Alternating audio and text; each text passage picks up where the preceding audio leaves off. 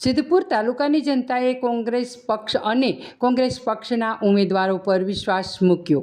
14 બેઠકો પર વિજય બદલ કોંગ્રેસનો આભાર. હમીદભાઈ મોકણેજીયા.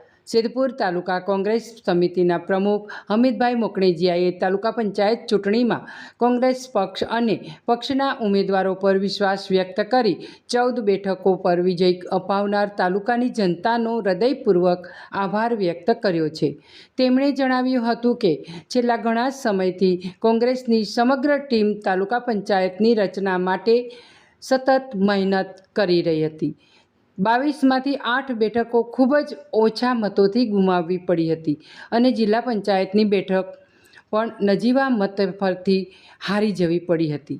તેમ છતાં સત્તાધારી પક્ષ દ્વારા વિવિધ પ્રયાસો છતાં તાલુકા પંચાયત પર કબજો જમાવવામાં તેઓ સફળ રહ્યા નથી, જે કોંગ્રેસ માટે જનસમર્થનનો સ્પષ્ટ સંકેત છે.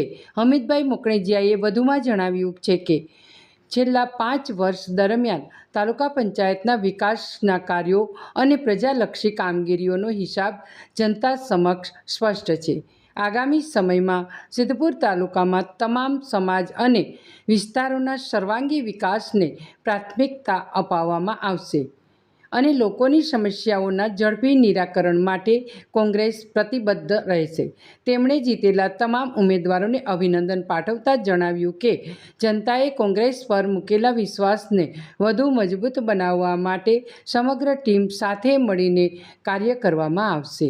સાથે જ વર્ષ 2027ની વિધાનસભા ચૂંટણીમાં કોંગ્રેસ વધુ મજબૂતાઈ સાથે મેદાનમાં ઉતરી બહુમતીથી જીત હાંસલ કરશે અને રાજ્યમાં પરિવર્તન લાવવાના પ્રયાસોને વેગ આપશે.